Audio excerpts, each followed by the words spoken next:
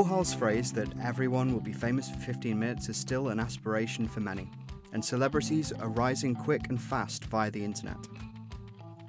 There are more than 3 billion internet users in the world. This is wildlife conservation student Evie Adams. She wants to achieve internet fame, but can she do it in just 3 weeks? I've not done anything like this before, and I'm really up for the challenge to see how difficult it is to make videos and put them on YouTube and become YouTube famous, and whether or not they get liked and shared. I'm making a stand for something that people don't want to happen anymore. Yeah, I'm up for the challenge. Let's do this.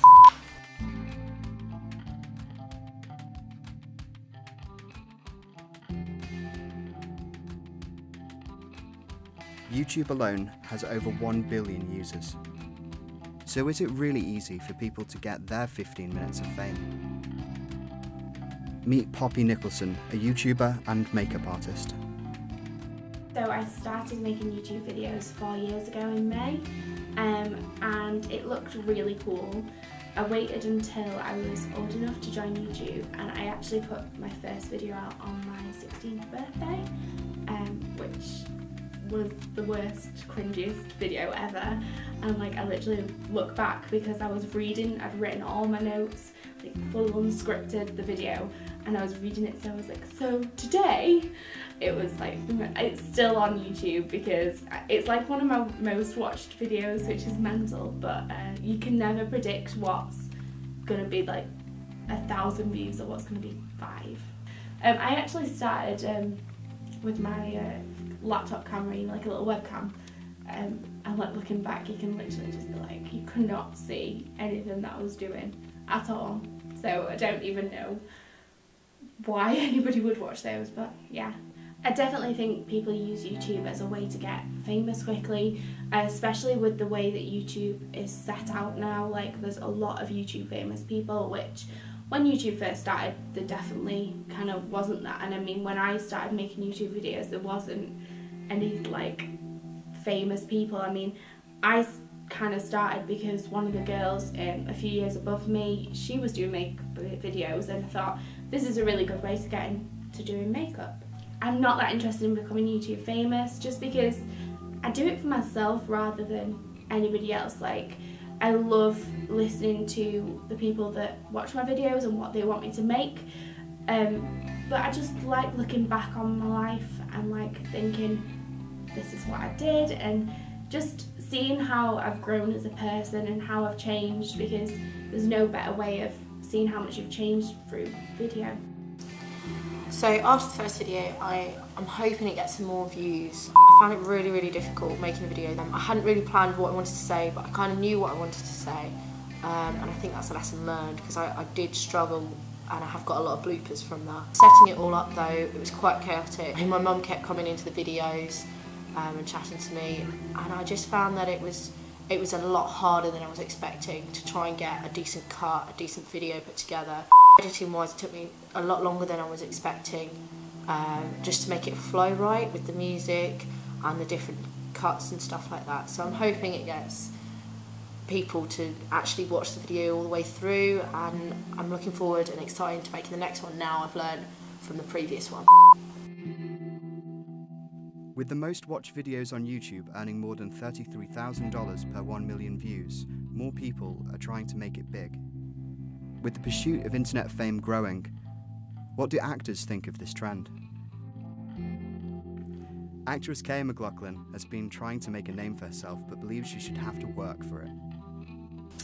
I'm a working actress and have been for around 5 years now. I attend a drama school once a week, where we mainly just put on theatre productions, but then I have an agent also who then sends me to a few auditions. I've mainly been on a few adverts and a few little DVDs that just go around to schools for sex education. I've never used the internet to become famous. I do think you have to work for it, which is what I've been doing. There is some stereotypical ways of people thinking that acting's easy, but it's actually really hard 5 years down the line and you don't see my name in the Hollywood signs. But I do think it's a quick fix for some people, like just posting pictures of someone just falling over in a pool, getting millions of likes and then making money out of it, and you've got people that are really working hard to try and get famous themselves. I haven't personally ever posted any videos onto YouTube, but the adverts that I have been part of have just been put on there to boost a few of the views up. I do watch videos though on there, some funny ones, and makeup tutorials mainly, or people even use it to voice their own opinions, and you can see it through that way because they're trying to make themselves get out there for different reasons. But by getting someone to bite their little son's finger, like Charlie bit my finger, and getting money out of that, I just think it's a bit ridiculous, to be honest.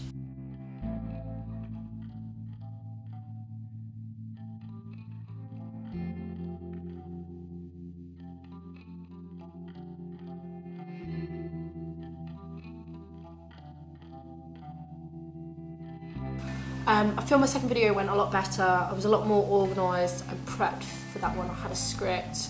I kind of memorised what I wanted to say. There was more facts in it. There was more points of view.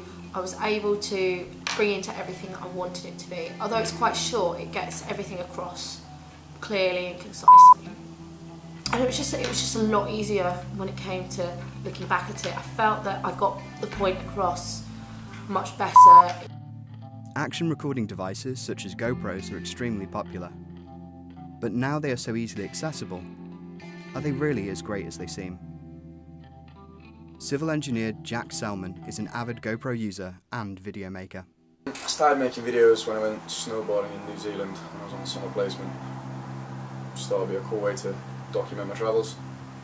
I'd say the main thing I like about GoPros is just how easy they are to use, how small they are. I'm really keen on travelling, and they're absolutely tiny, so they fit in my pocket.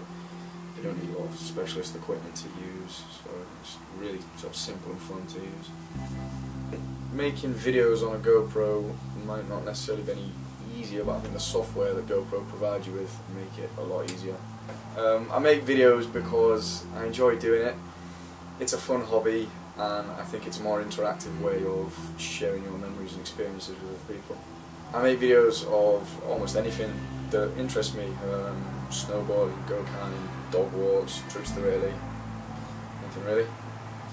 I think being a civil engineer and doing videos isn't necessarily something that on the surface has a lot of interchangeability. However, in my experience I've encountered some opportunities where the use of a video has helped me portray an idea to a client who previously didn't understand it. So I think in this day and age they're definitely making a sort of more and more positive contribution to the industry.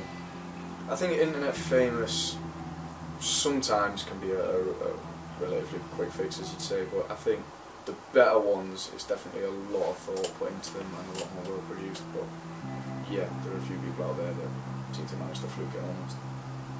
Video hits. When I was part of my university sports team, we used Facebook, and I think I achieved at one point a reach of like 6,500 to 7,000 on my personal YouTube channel. Some of my videos are averaging at about 200 views.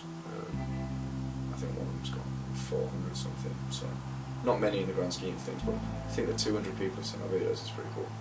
Internet fame, it's good for certain people. I can understand why some people would like to live like that, but for me it doesn't really interest me as a lifestyle choice, as a career choice.